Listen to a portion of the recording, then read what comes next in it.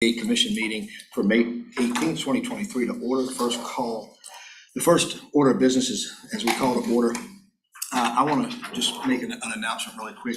We send our heartfelt condolences to Mr. Balders. His mother passed away on Sunday, and he will not be here. Mr. Spoonhour notified me of that. So that happens in the course of business. Our friends and our colleagues go through personal matters, and I know he wanted to be here, but passing of his mother, he's unable to attend. So on behalf of the entire commission, we're going to reach out and express our condolences and sympathies to Mr. Balders. With that, we'll start with the Pledge of Allegiance.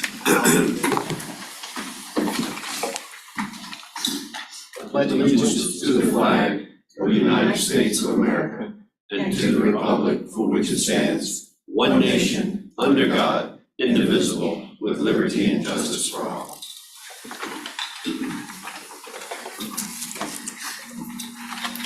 Ms. Firestone, will you call the roll? Yes, sir. Town of Ashland, Dr. McGraw. Here. Ms. Abbott. Mr. Chambers. Here. Charles City County, Mr. Atkins. Present. Mr. Coda. Chesterfield County, Mr. Winslow. Mr. Holland. Mr. Carroll. Here. Mr. Miller. Here. Mr. Engel. Here. Thank you. Ms. Fry. Here. Mr. Davy. Here. Jefferson County, Mr. Balders. Mr. Spoonhour. Hanover County Chair Davis. Present. Mr. Peterson. Ms. Pritchard. Mr. Whitaker. Mr. Waddell. Present. Henrico County, Reverend Nelson. Ms. O'Bannon. Mr. Thornton. Present. Ms. Thornton. Mr. Baca. New Kent County, Ms. Page. Here. Mr. Lockwood. Ms. Pearson. Powhatan County, Mr. Byerly. Mr. McClung. Mr. Hall. Here. City of Richmond, Dr. Newbill. Mr. Addison. Here. Ms. Lambert. Ms. Lynch. Ms. Robertson. Mr. Poole. And Mr. Giovia. Here. Thank you. That concludes the roll call for attendance. We do have a quorum. Thank you, ma'am. Please let the record reflect we have a quorum. The next item on the agenda is remote participation. We've had one request from Mr. Engel. Mr. Engel, can you hear us, sir? I can. Not a minute, but That's fine. Mr. Engel, can you state the reason for your remote participation? I had a speaking engagement at 10:30 and I wasn't able to make it over there in time for the meeting. Very well. We see that as a personal matter. The chair will approve that. Is there a motion to confirm the decision for the chair for remote participation for Mr. Engel? So moved. There's a motion. Is there a second? We have a motion second. Any discussion? All those in favor, please indicate by saying aye. Aye. Any opposed? Motion carries. Thank you, Mr. Engel. Next item on the agenda is public comments. Public comments are time for anyone who wishes to address the commission on any matter within the commission's authority to come forward. We ask that you state your name and the organization that you represent. Is there anyone here from the public who wishes to make comments? Seeing none, we will close public comment time. Next item on the agenda is agenda amendments and proposed approval. Are there any amendments to the agenda? Hearing none, is there a motion to approve the agenda? So moved. We have a motion. Is there a second? Second. We have a second. Is there any discussion? All those in favor, please indicate by saying aye. Aye. Any opposed? Mr. Engel, can we record your vote, sir? Aye. Motion passes unanimously. Next item on the agenda, item number 3, is the approval of the April 13, 2023 meeting minutes. Have all board members had an opportunity to review the minutes? Are there any requested additions, deletions, or corrections? Is there a motion to approve? So moved. We have a motion. There's a second? Second. Second. All those in favor, please indicate by saying aye. Aye. Any opposed? Aye. Mr. Any Chair, opposed? just as a point of reference that because Mr. Hall and Mr. Winslow are not available to be here, I'll be casting votes on behalf of them as afforded by our policy representing Chesterfield County. Very well. So thank you for that, sir. The Chesterfield's going to be doing that, and I'll be carrying votes for those who are not in attendance from Hanover as well. So Ms. Firestone, please let the record reflect. Thank you. One abstention on minutes. Noted. Thank you, sir. One abstention. All right. Next item on the agenda, item number 4, standing committee reports. We're going to start with the executive committee and chairman's report. I'm going to be brief in that. The executive committee, well, let me start out by saying the finance committee met on April 25th. And the proposed budget, along with projections and financials through March 31st, were presented and came out of finance committee, overwhelmingly endorsed to move forward through the executive committee, which ultimately came through with overwhelming support to bring to the full commission for this year's budget. Just a few highlights. The working committees understood very clearly what the directives of the full commission were as it related to initiatives, and Ms. Schickel will go through a number of those, and Mr. Van Dornick will go through a number of those as well.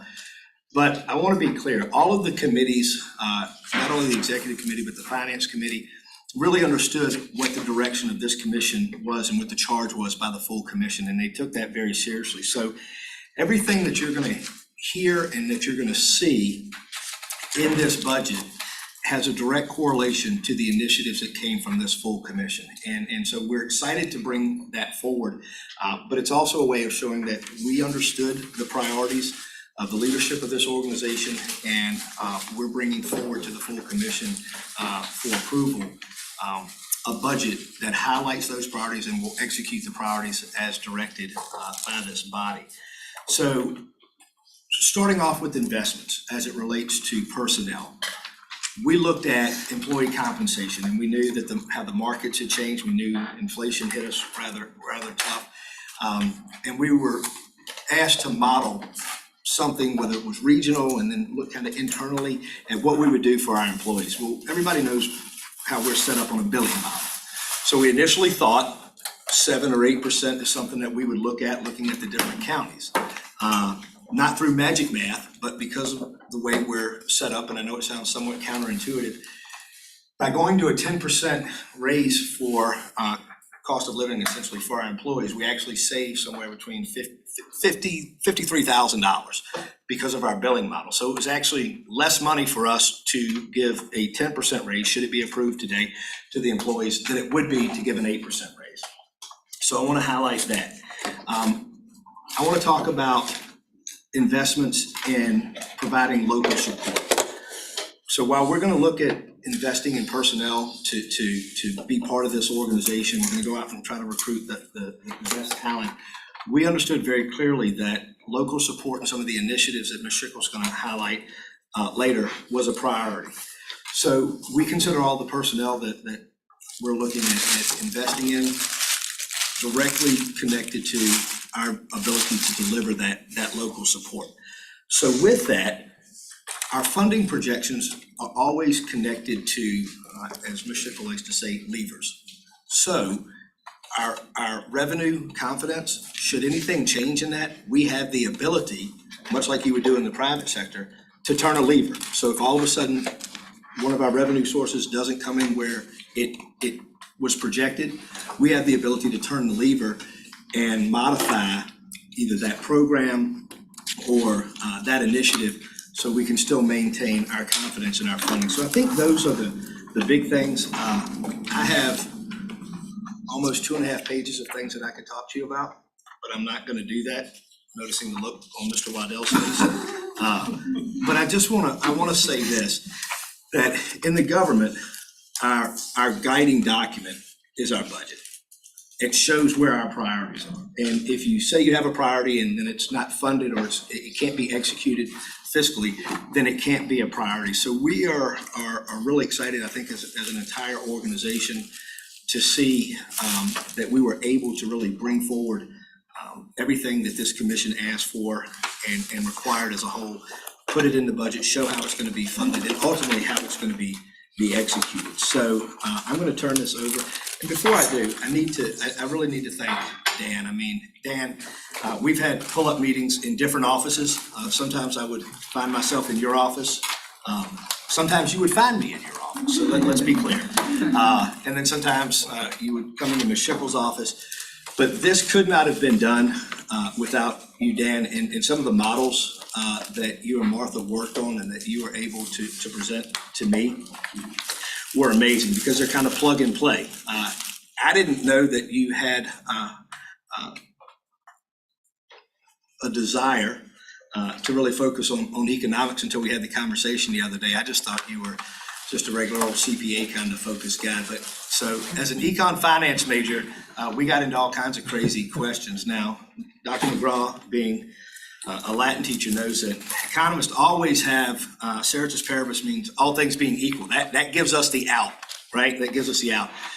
Dan, what you worked out on through the budget process, formulating this budget, through the leadership that you and Ms. Schickel put together to present this to the finance committee, ultimately the executive committee, couldn't have been done without you. So I want the full commission to know that I know you were kind of burning the midnight oil. And when you walked out one Friday, you told Ms. Schickel, I'll have all the changes ready and I'll have them to you tomorrow by 12. That wasn't lost on me when you said that, because everybody around this table doesn't have normal working hours. We work when our constituents need us to work, which can be 24/7 or weekends, holidays, right? And so you hear the chuckles. And so for you to step up knowing that we have the demands from our constituency and that you're part of that team, it means a great deal. And Martha knows that I feel the same about her leadership, and we'll talk about that a little bit later. But thank you, Dan. That's more on a personal note than it is a professional note. So with it, I'm going to turn it over to Ms. Schickel, and she's going to direct the presentation from this point forward as it relates to the budget. Thank you, ma'am. Thank you. I just wanted to hit some highlights. Hopefully I'll be brief enough for you, but of the work program, and then Dan will hit some highlights similarly of the budget documents before you. So I just wanted to call your attention. I think it's starting after the minutes, the narrative of the work program. This is slightly formatted differently than you're accustomed, but we do have the key imperatives for the upcoming fiscal year listed there first and foremost. And then the work program really gets to the programmatic activities that our staff will be focused on this year. I just wanted to point out those core key imperatives have not changed from this previous year, but the activities within them modify according to what the priorities are that we hear set by the board's direction. So as you can imagine, preserving our financial position has been a key priority for us. I think the language actually used to be establish a solid financial position, and now we're in that kind of maintenance and preservation mode. So still very much a top priority in the key imperatives. When we move into the core operations, we really have focused a lot this past year, thanks to the leadership of Rashonda Lanier-Jackson, on implementing our community engagement strategy. And Mr. Davey and his committee have really been, I think, instrumental in helping us set the focus for that and make sure that we're moving on all cylinders. And I know, Mr. Thornton, this has been an important aspect that you've been championing for a long time, to find out, how are we going to get connected to our citizens across the region. And it's not an easy task. So we're going to continue to work on implementing that strategy and really be focused on implementing it across all lines of business. Similarly, you heard from Mr. Parsons earlier this year about the scenario planning effort. That is not a project. I think that's maybe a way of life, right, Chet? So this is a really exciting initiative for PlanRVA to be really leading on the national scene as it goes and thinking about an innovative planning process, but it's going to be an effort that will continue to be a top priority this coming fiscal year and be embedded in many of our programmatic activities.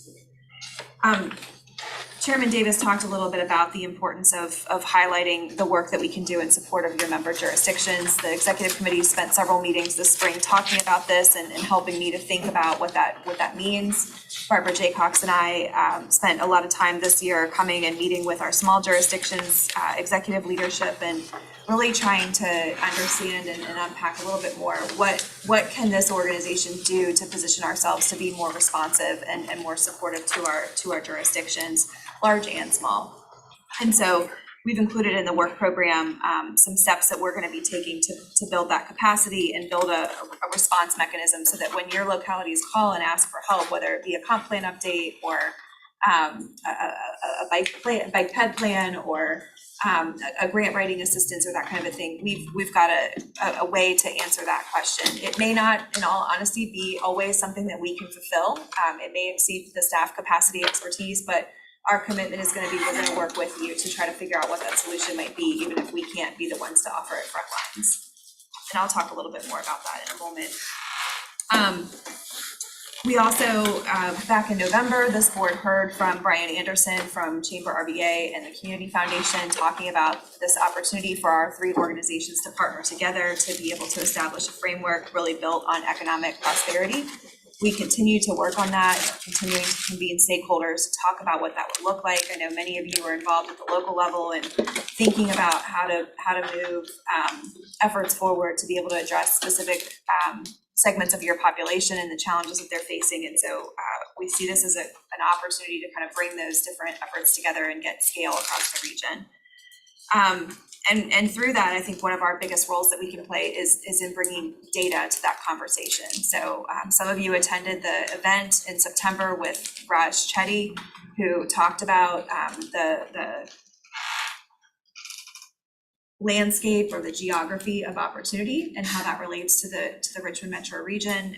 And the reality is that there are some people who are doing quite well in our region and across our communities, and there are others that are falling behind. And so the question is, what do we need to do to understand that? And so Saren Adhikari, who spoke to you in December, has really been putting together a really phenomenal framework for how we can use our data that we already have available to us and think about other data sources to be able to put that information out into the community to be able to inform your decision making and program development of our different partners across the region. So we're excited about that and the capacity that we've been able to grow in staffing in that area over the last year.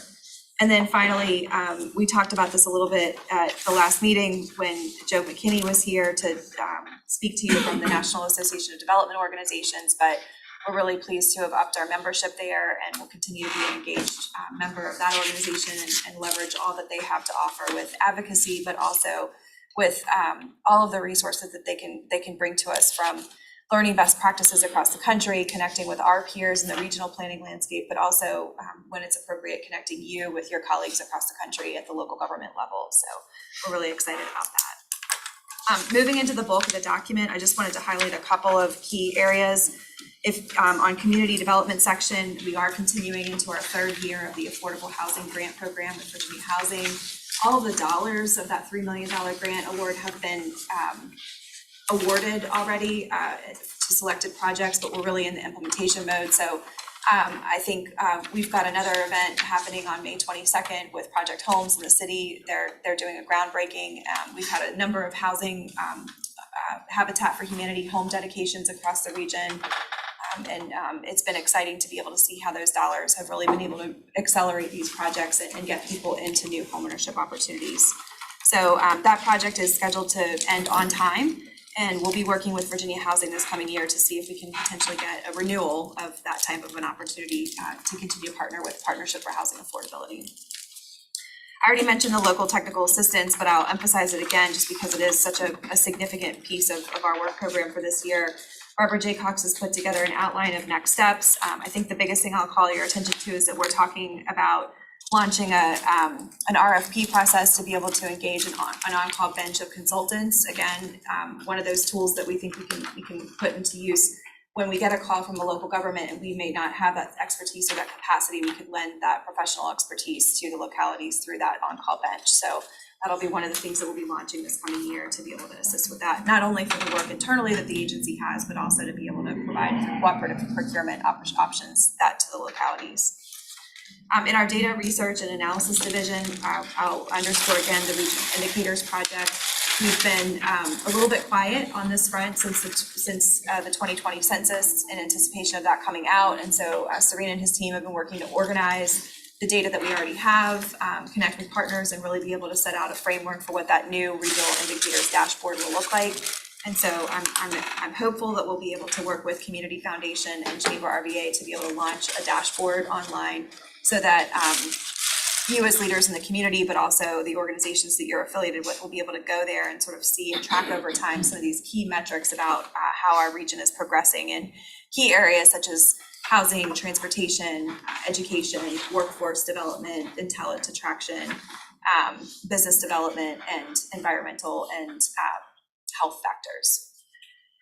Moving into emergency management, it was great to have Jess Robeson from Chesterfield, who serves not only as the chair of the Regional Emergency Management Alliance, but now Virginia's Emergency Management Alliance, or rather Virginia's Emergency Management Association, but also Bill Lawson from the city of Richmond. They have initiated a really cool project this year where they're partnering with a nonprofit consultant called Knowledge Advisory Group to assist them in really evaluating their, it's not a strategic plan, it's really about, who are they as an organization and where are they trying to go and what's the business plan for that. And so that's funded through a grant that they got from the Community Foundation, but really it's designed to be able to say, with a limited pool of funds that the Alliance has through our partnership with the Community Foundation, how can they maximize their fund that they have established, and what are the next steps to be able to really support the emergency management community as professionals, but also the opportunities to partner and leverage coordination across the region. We have this past year, sorry, my memory is failing me a little bit, but I think it was probably last summer and into the fall, your jurisdictions all approved the multi-hazard, multi-region hazard mitigation plan. So one of the things that we're doing as a kind of a next step in that is taking a look at some of the natural hazards identified in that and what opportunities can we do to mitigate those particular hazards. So extreme heat is one of them, and looking at those opportunities to really be able to understand the vulnerabilities across our region as it relates to extreme heat.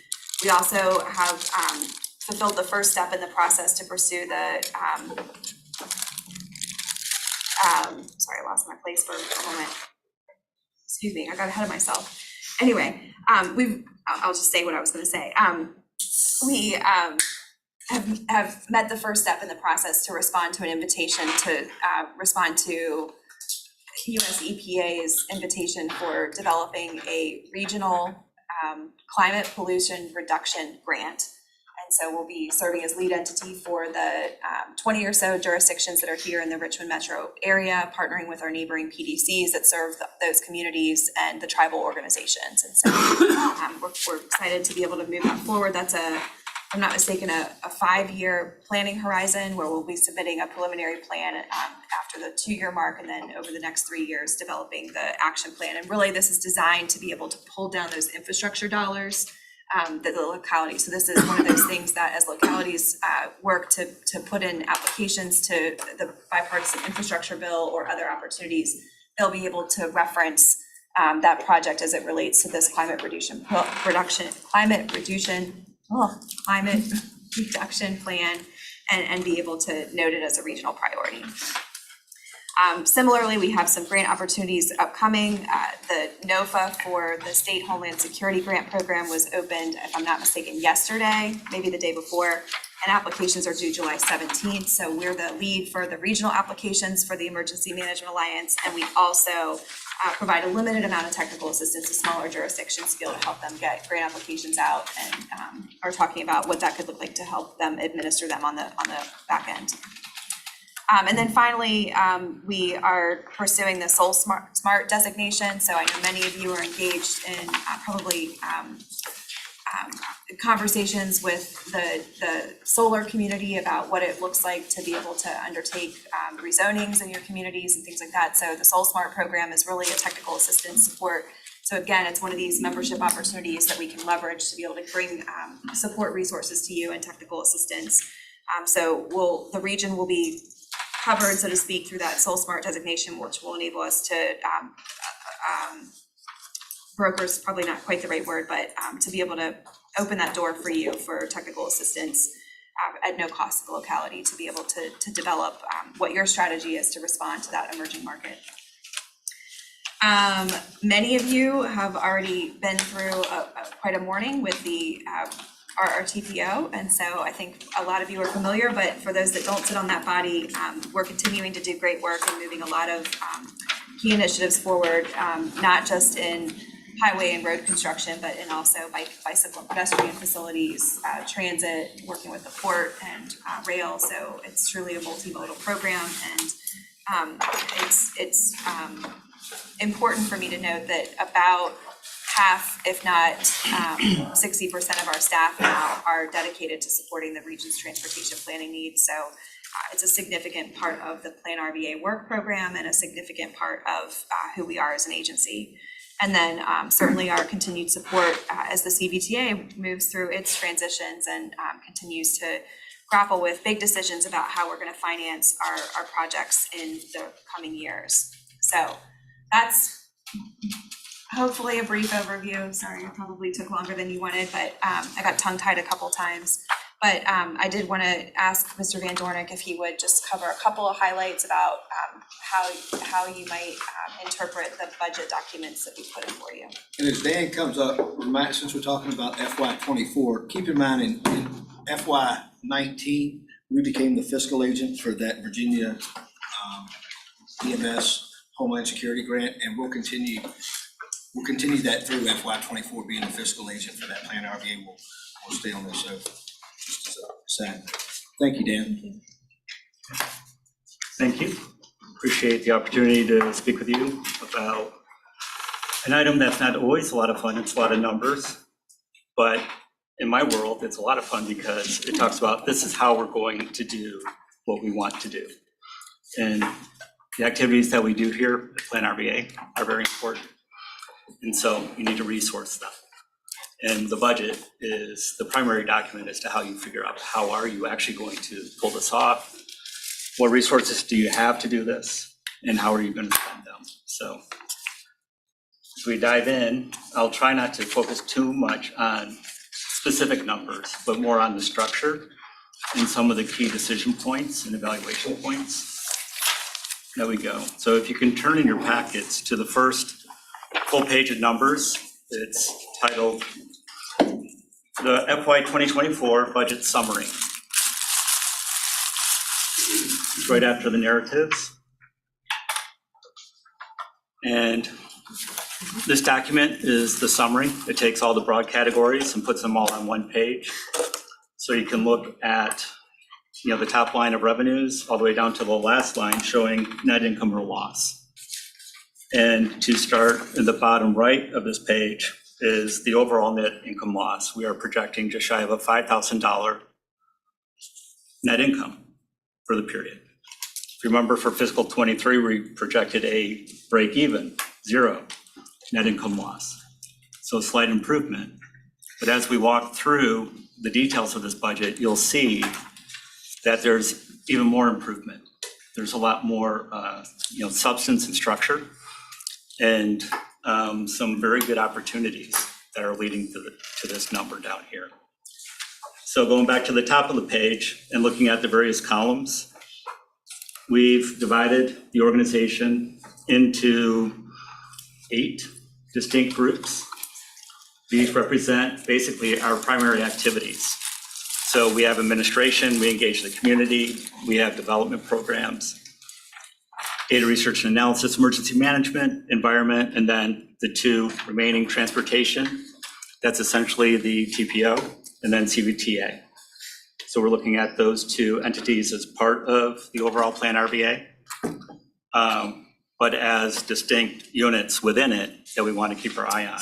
Now the CVTA column is only as it relates to PlanRVA. CVTA as its own entity has its own budget.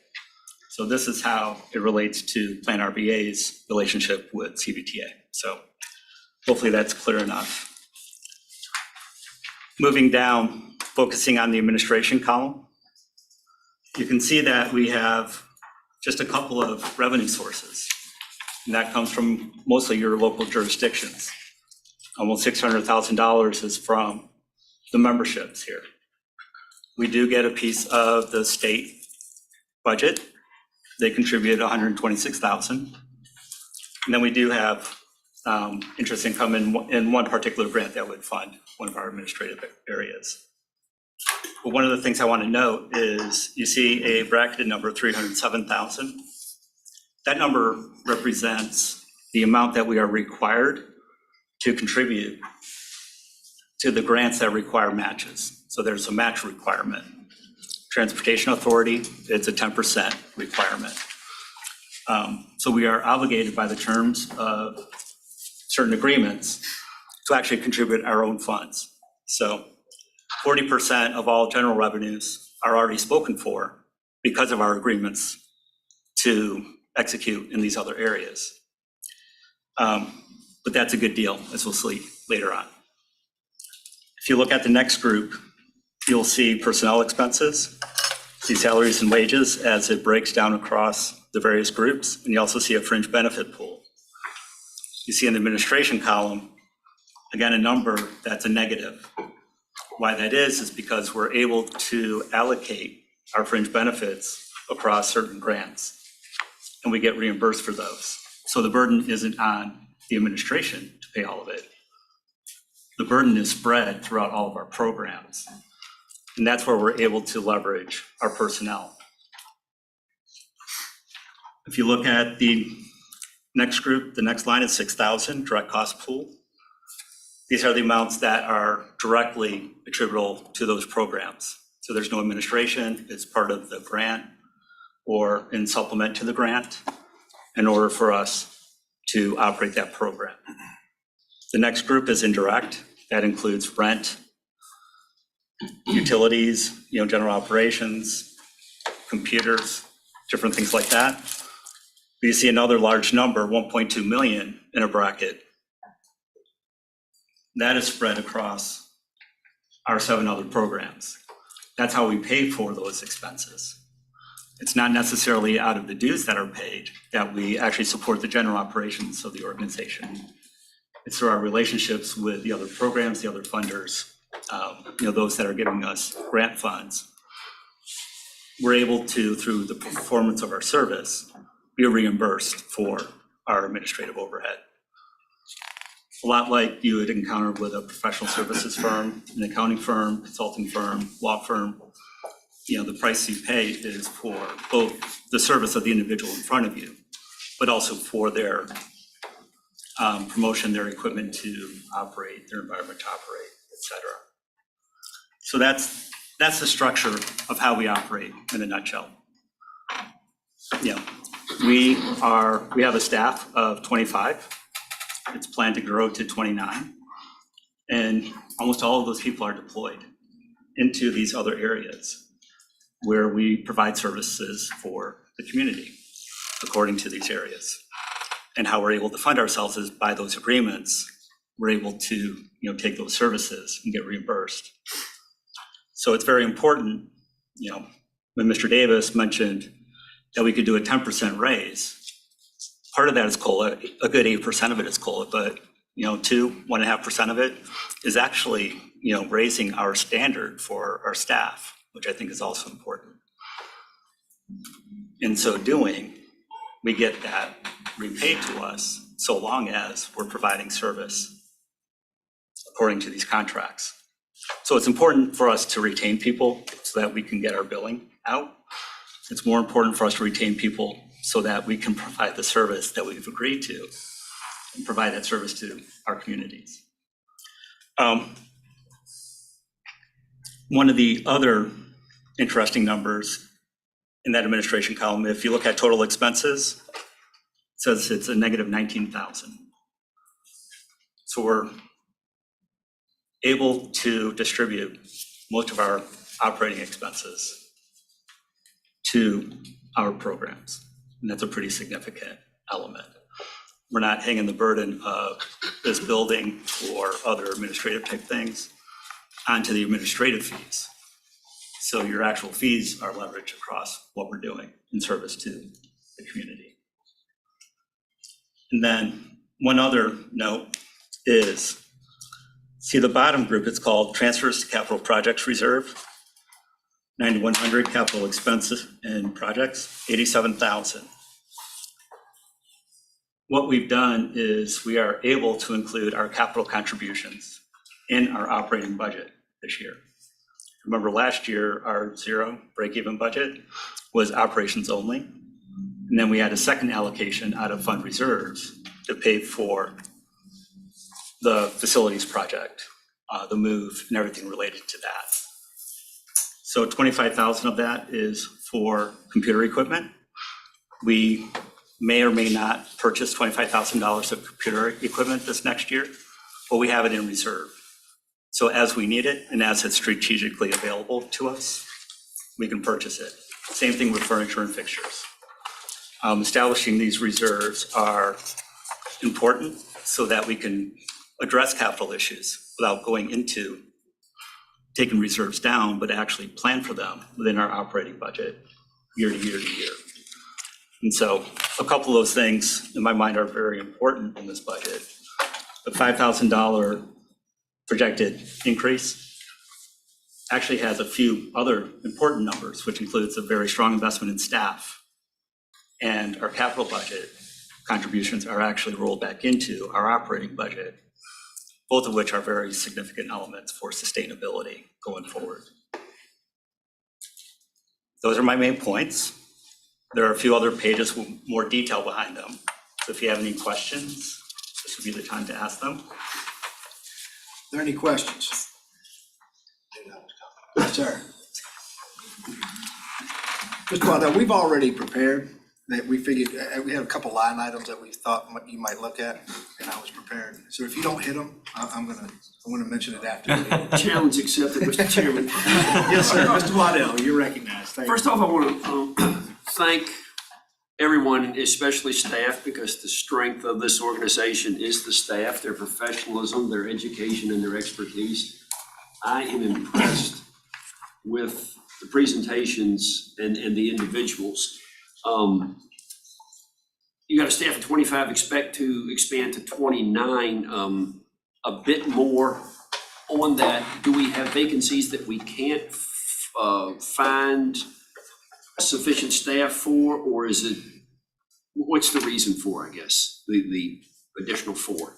So we have one right now that's not filled. The others that we're looking at, which are indexed to specific programs, right? Haven't been advertised or recruited for, and I've spoken with Ms. Schickel about that earlier this week, and there's a timeline for that. But the additional staff, there's nothing in the TO right now. If this budget gets passed, it'll immediately be part of the TO. But they're not open or vacant positions. There's only one open position, two open positions right now. But those will be additional, and then of course they're funded through, once we hire them, they start billing. But no, they're not Languished. correct. And so the budget is indicative of having those positions approved by the commission, and then we'll go out and fill those positions. Good, Ms. meaning, Schickel can add more. meaning good planning, foresight. Correct. Thank you. In glancing at the percent increase, decrease on 5,100 salaries and wages, you mentioned a 10% increase, but this is 120%. So the You way this. anticipated that question, I'll bet. No question about it. No question about it. So here's the interesting thing. It's not 120% increase over last year. If you do the numbers, it's 120%. It's not 120% of last year's. It's 120%, meaning 100% would be a double, but it's not. So it's essentially, it's a 20% increase, but it's 120% of last year's budget, not 120% increase over last year's budget. Okay.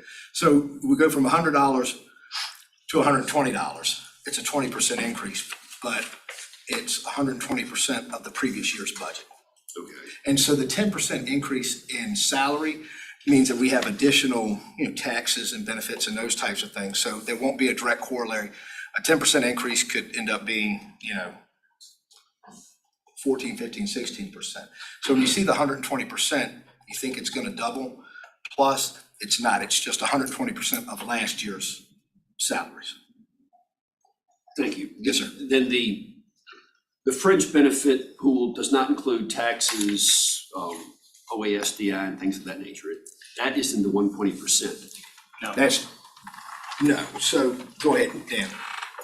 The payroll taxes, unemployment, those types of things are included in the fringe benefit pool and payroll taxes. Thank you. So if you see that line as well, there's a slighter increase. Why it's only slighter is because our health insurance stayed flat. Congrats. We're very happy. And our actual VRS contribution rate went down. So we have savings on that end as well. And again, I was surprised, but very, very pleased. So that's why those two numbers are not moving in direct correlation. But the 20% increase of wages, 10% of that is the staff COLA and just general increase of the pay table. But it also includes some corrections or what we're calling match to peer, where people of similar levels aren't quite at the same place. So we wanted to correct that. And then the addition of the 4 positions. And to Mr. Van Dorn's point, that's why we broke this down, went through Finance Committee first with the details, then went through Executive Committee with the details, because we knew this was a major initiative. So thank you for that question. I think it was certainly pertinent. So, Thank you. anything further?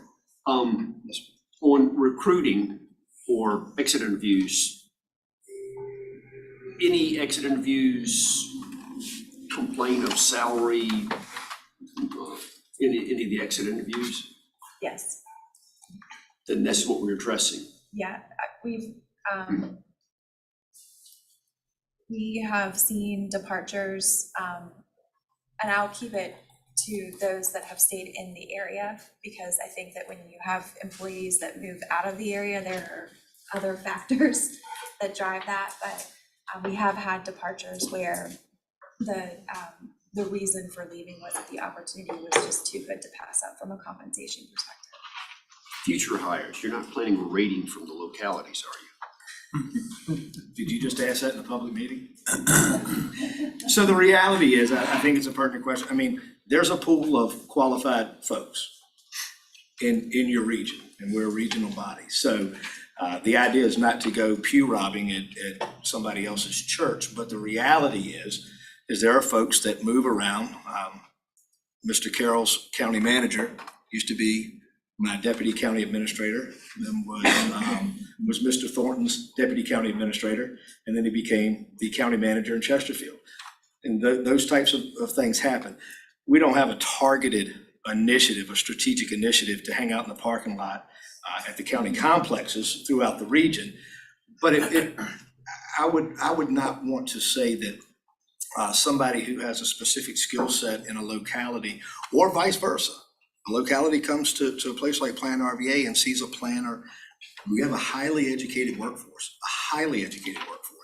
that somebody, so sometimes there's a swapping of personnel, and it can be strategic and it can be aggressive, but there's no strategic plan to go and raid somebody else's HR department in a locality. But I do think that there's reason to believe that as folks see opportunities in this organization that have a skill set that would serve this organization, that you're going to be looking at a pool of individuals that some may know, but no, there's no strategy there. I don't think necessarily.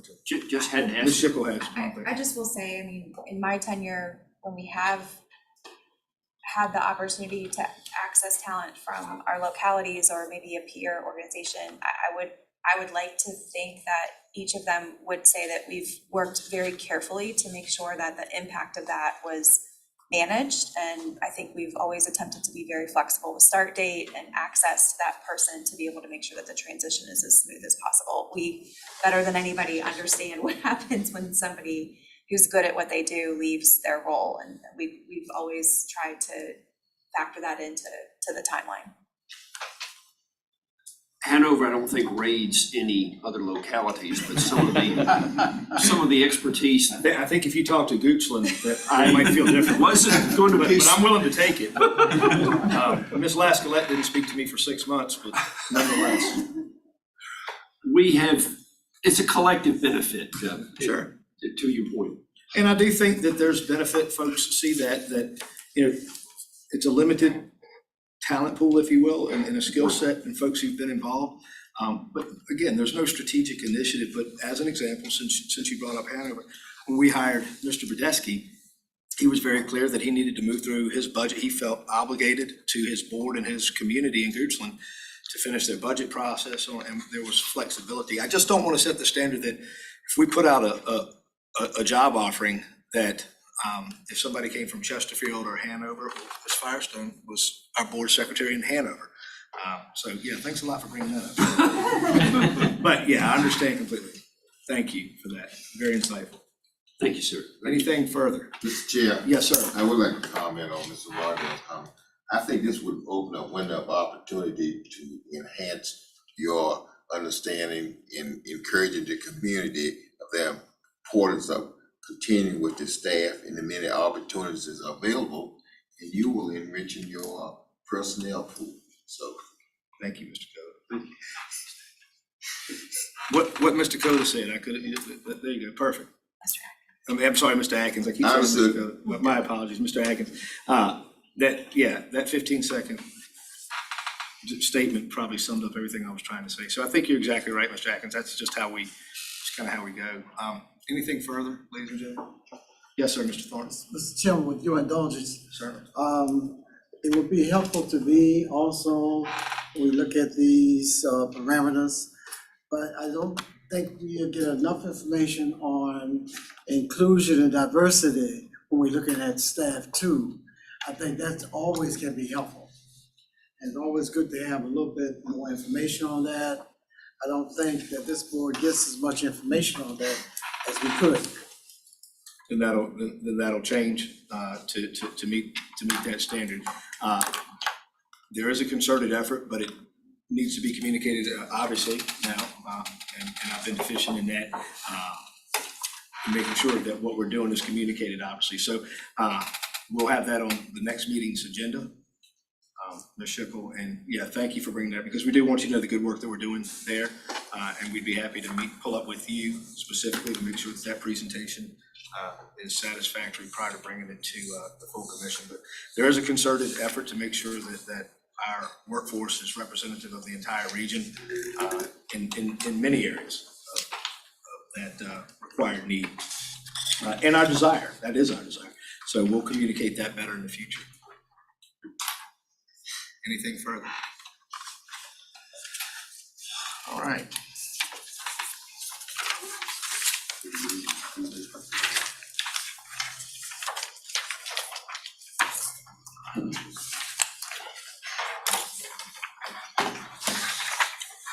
With that, no further questions. I move to approve the FY 2024 budget and work program. Is there a second? We have a motion to second by Mr. Thornton. Is there any discussion? By roll call vote, all those in favor, Ms. Firestone?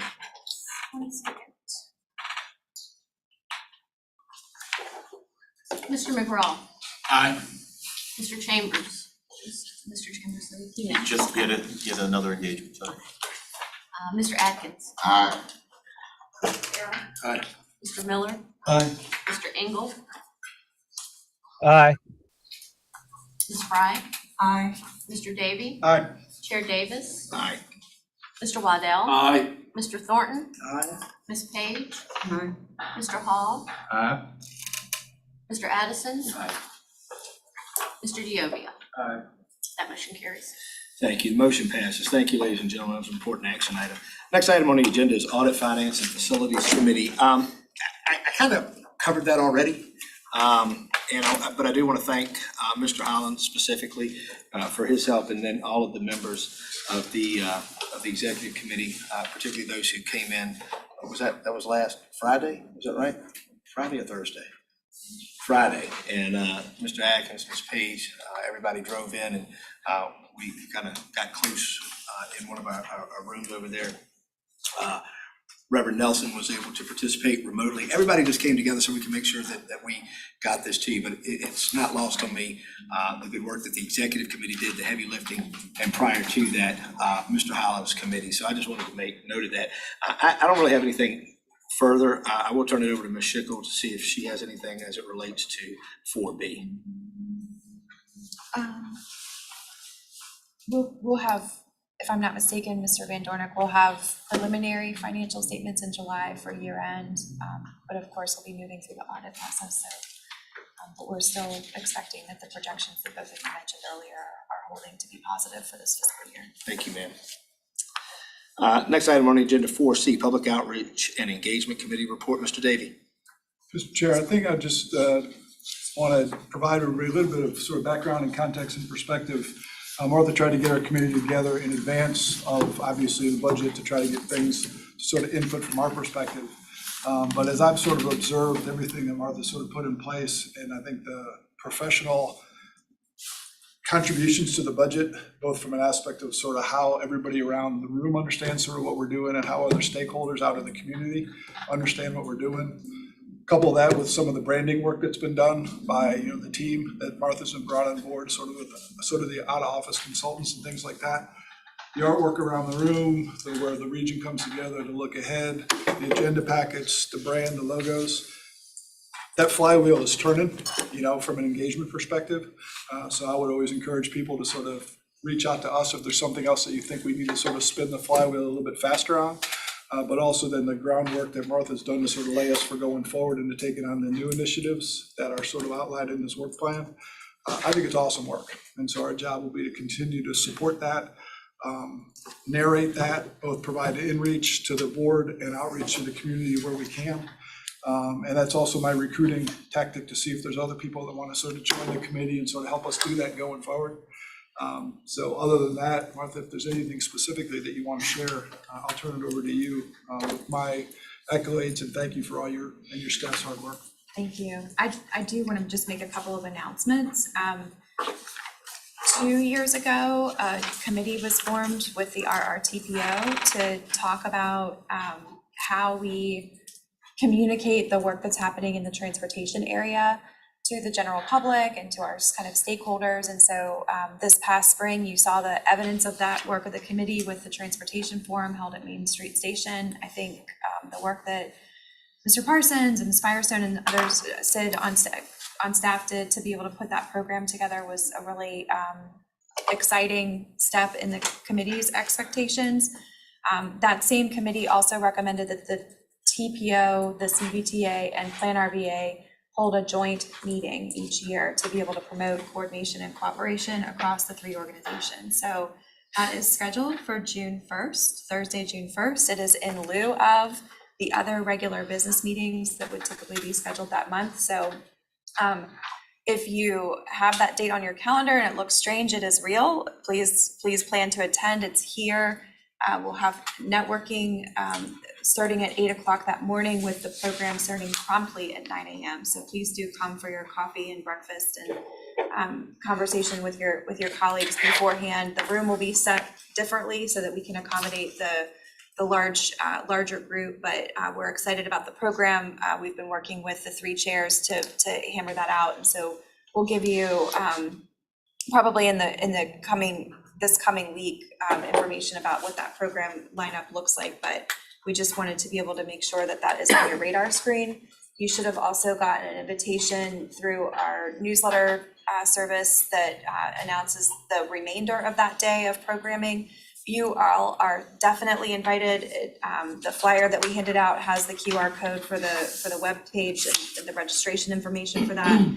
But really, this program is geared toward inviting our partner organizations into the space to be able to see where we are and how they can be reintroduced to us, kind of in keeping with Mr. Davies' comments. We hosted that first look event in January. That was really to orient you and our members of the other two boards to the space, but this is that first opportunity that we will be inviting many of our community partners in. So we have a day of programs that hopefully will make that visit a bit more interesting, and we're spotlighting some of the activities that are kind of a little bit off the normal range for how folks might know us as an organization. If you're interested in that, please do feel free to come and join in any one of the 4 sessions. And then just know that as commissioners, you will all get an invitation in the next couple of days for a 5 to 6, just kind of networking reception. It'll be down in the Benchtop Brewery. That's an invitation only event, but we wanted to be able to make sure that you had time, just awareness of that. So there's a lot of communication coming out right now for June 1st. Part of that's because we're managing the different audience groups. You all are invited to everything that we're doing on June 1st, but some of our other partners and groups are kind of targeted for specific events that are happening during that day. Mr. Waddell. For clarification, the combined meeting is at 9 or 9:30? It's 9 o'clock sharp. Thank you. we've got a packed program, so we want to make sure we start on time. All right, very well. Anything further on that? Thank you. The next item on the agenda 4D, Executive Director's Report, Directorship. I do not have anything more to provide today. As we move along. There we go. That's a very succinct report, thank you. We've all been on the edge of our seats to hear from our attorney. Item number 5, remote participation. Mr. Gregory. Thank you, Mr. Chairman. Mr. Chair, members of the body, I'll try to keep this brief. Some of you have already heard this morning under the TPO's agenda. I'll draw your attention to page 26, but more precisely to page 27. On page 26, however, you'll see that this is the PlanRVA policy for remote participation that you all adopted last fall in compliance with the new provisions of FOIA. And this is just a reminder of that policy that you all adopted and our need to make sure that we all put our best foot forward to comply with that process.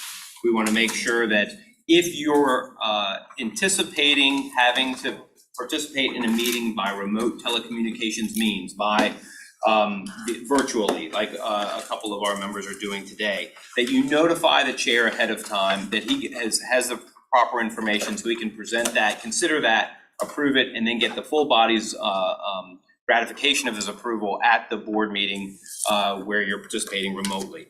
There are a number of different reasons that you can participate by remote telecommunications means: a medical condition of a family, an illness, a sickness. If your principal residence is 60 miles away from the meeting location, that probably won't occur many times here. And also a personal matter, okay? Oftentimes a personal matter is like a catch-all. That could be a scheduling conflict, prior engagement, you're on vacation or away. But mind you, if you participate remotely because of a personal matter, there is a limitation on the number of meetings that you're allowed to do that for in a given calendar year. For this body, that equates to 2 meetings per calendar year that you can participate remotely for a personal matter, okay? Now, if you're sick, if you have a headache, tummy ache, if a family member is sick, cannot get here to a meeting, if you are seriously ill, if you're in the hospital, but you still can participate. A medical condition of a family member, there's no limit to the number of meetings that you can participate via remote telecommunications means for those reasons.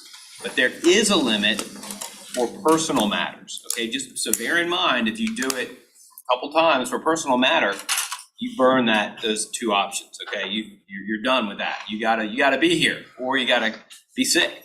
But anyway, I just want to draw that to your attention. Beat that dead horse enough. If anybody has any questions about that, they can talk to me, they can talk to Martha, and Janice also will be key in our compliance as we go forward. So just want to make sure that everybody's aware. Thank you very much. Thank you, Mr. Gregory. I've spoken with Mr. Gregory about this. We're going to pull up and talk about it a little bit more.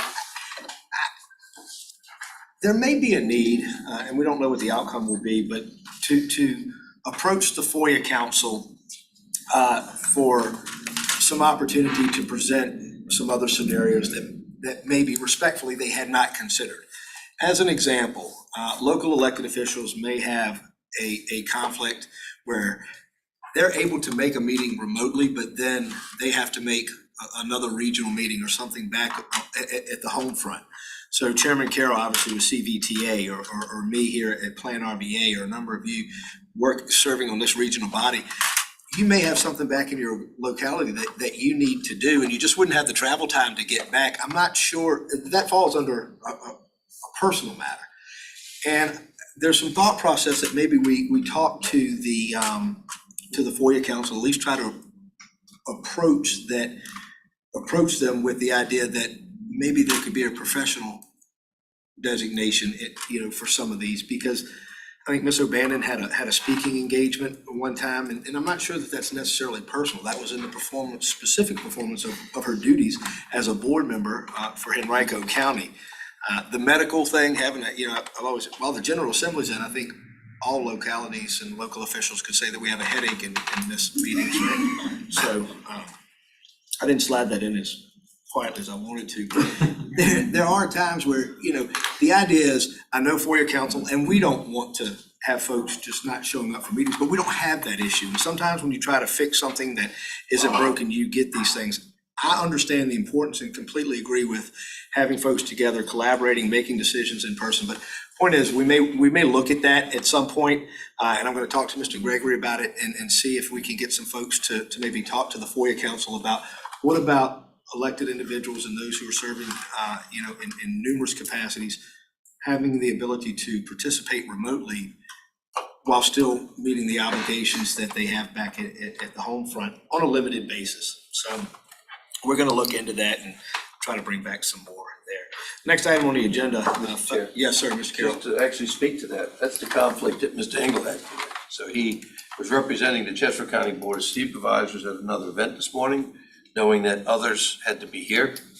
And the timing of which getting through with that event would prevented him from being actually to be here on time for this, which is why he's participating remotely. Right. So it goes on point that, we just have a bunch of things that get popped onto our schedules, and travel time wise, you may not be able to participate. And so then you actually have to miss a meeting when you actually could have been there if you could have participated remotely. It's a great point. Yes, sir, Mr. Waddell. A couple comments. I recognize that a lot of y'all are doing double duty and the conflicts. Certain localities have an alternate, designated alternate. Might we want to readdress an alternate and encourage that participation, or at least look into a requirement that the alternate be required? Just a thought. In no way do I want to make this conversation last longer than it needs to, but I will just remind everyone that we are limited by the number of alternates that our localities are able to appoint by our charter. And it is not a charter decision, it is a state code decision. So this particular issue, I think, is something that is very problematic for our elected officials who have busy schedules and struggle to be at 2 places at one time, literally. And so, yes, the alternate option is sometimes available, but it doesn't work in instances where there might be 2 elected officials from the same county who both have to be at another place and could participate virtually if not for the hindrance on the personal exemption. Mr. Engel, yes, sir. Yeah, I just wanted to add that if we are able to get that through, I would like to get this meeting reclassified from personal to the new classification. Duly noted. Thank you, sir. Anything further? Very well. Thank you for all the comments, participation. Item number 5B, meeting schedule. Have all commission members had an opportunity to review the FY24 meeting schedule? I'll note just quickly that the schedule remains on the second Thursday of the month for the most part. However, the November meeting is moved up to the first Thursday of the month. And so just wanted to note, it's noted on there as a special time, but that would be, Mr. Atkins, it would be one of those instances where we would again be meeting in conjunction with or to follow the TPO meeting. And then of course, the June 6th meeting time is not yet set because we'll want to confer with those chairs to make sure that we have that program lined up. Anything further? Is there a motion to approve? So moved. Dr. McGraw, is there a second? Second. Second, Mr. Thornton. Any discussion? All those in favor, please indicate by saying aye. Aye. Any opposed? Motion carries. Thank you, Mr. England. Your vote's recorded. Hearing nothing further, the time is 12:30. We are adjourned.